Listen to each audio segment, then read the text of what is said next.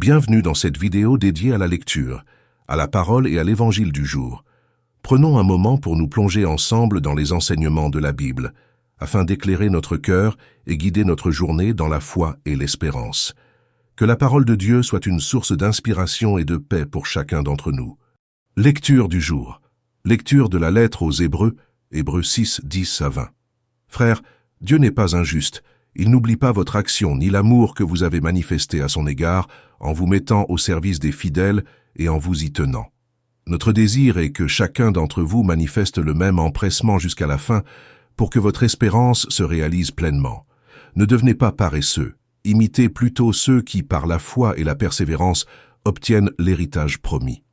Quand Dieu fit la promesse à Abraham, comme il ne pouvait prêter serment par quelqu'un de plus grand que lui, il prêta serment par lui-même, et il dit « Je te comblerai de bénédictions, et je multiplierai ta descendance. » Et ainsi, par sa persévérance, Abraham a obtenu ce que Dieu lui avait promis.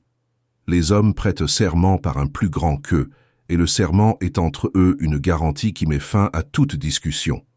Dieu a donc pris le moyen du serment quand il a voulu montrer aux héritiers de la promesse de manière encore plus claire que sa décision était irrévocable. Dieu s'est ainsi engagé doublement de façon irrévocable et il est impossible que Dieu ait menti. Cela nous encourage fortement, nous qui avons cherché refuge dans l'espérance qui nous était proposée et que nous avons saisie. Cette espérance, nous la tenons comme une ancre sûre et solide pour l'âme. Elle entre au-delà du rideau, dans le sanctuaire où Jésus est entré pour nous en précurseur, lui qui est devenu grand prêtre de l'ordre de Melchisédek pour l'éternité. Psaume 110, 111, 1 à 2, 4 à 5, 9, 10 c. Le Seigneur garde toujours mémoire de son alliance. Ou Alléluia. De tout cœur je rendrai grâce au Seigneur dans l'assemblée, parmi les justes. Grandes sont les œuvres du Seigneur. Tous ceux qui les aiment s'en instruisent. De ses merveilles il a laissé un mémorial. Le Seigneur est tendresse et pitié. Il a donné des vivres à ses fidèles, gardant toujours mémoire de son alliance. Il apporte la délivrance à son peuple. Son alliance est promulguée pour toujours. Saint et redoutable est son nom. À jamais se maintiendra sa louange. Évangile du jour. Évangile de Jésus-Christ selon saint Marc. Marc 2, 23 à 28. Un jour de sabbat, Jésus marchait à travers les champs de blé, et ses disciples, chemin faisant, se mirent à arracher des épis. Les pharisiens lui disaient « Regarde ce qu'ils font le jour du sabbat, cela n'est pas permis. » Et Jésus leur dit « N'avez-vous jamais lu ce que fit David lorsqu'il fut dans le besoin et qu'il eut faim, lui-même et ceux qui l'accompagnaient?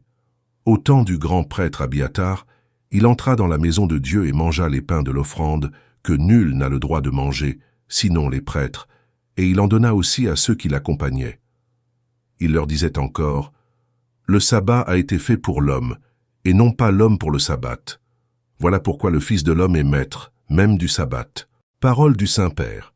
Ceux qui ont la maladie des pharisiens et qui sont chrétiens mettent leur foi et leur religiosité dans de nombreux commandements. « Ah, je dois faire ceci, je dois faire cela. » Des chrétiens d'attitude, « Mais pourquoi fais-tu cela? » Il faut le faire. Mais pourquoi? Ah, je ne sais pas, il faut le faire. Et où est Jésus? Un commandement est valable s'il vient de Jésus. Mais, Père, quelle est la règle pour être chrétien avec le Christ et ne pas devenir chrétien sans le Christ? Et quel est le signe qu'une personne est chrétienne avec le Christ?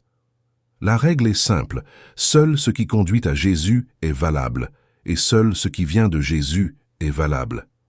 Jésus est le centre, le Seigneur, comme il le dit lui-même. Est-ce que cela t'amène à Jésus? Avance.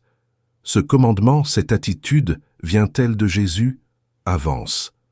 Mais si cela ne t'amène pas à Jésus, et si cela ne vient pas de Jésus, alors c'est un peu dangereux. Mais si tu ne peux pas adorer Jésus, tu manques quelque chose. La règle est « Je suis un bon chrétien, je suis sur le chemin d'un bon chrétien, si je fais ce qui vient de Jésus, et je fais ce qui m'amène à Jésus, parce qu'il est le centre. » Le signe est « Suis-je capable d'adorer ?»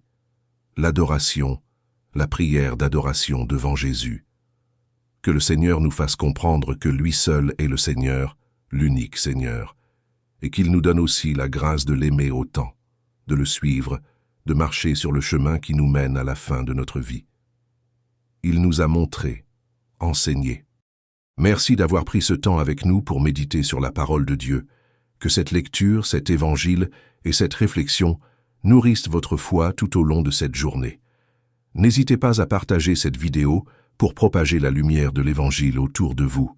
Que le Seigneur vous bénisse et vous accompagne. À très bientôt pour une nouvelle méditation.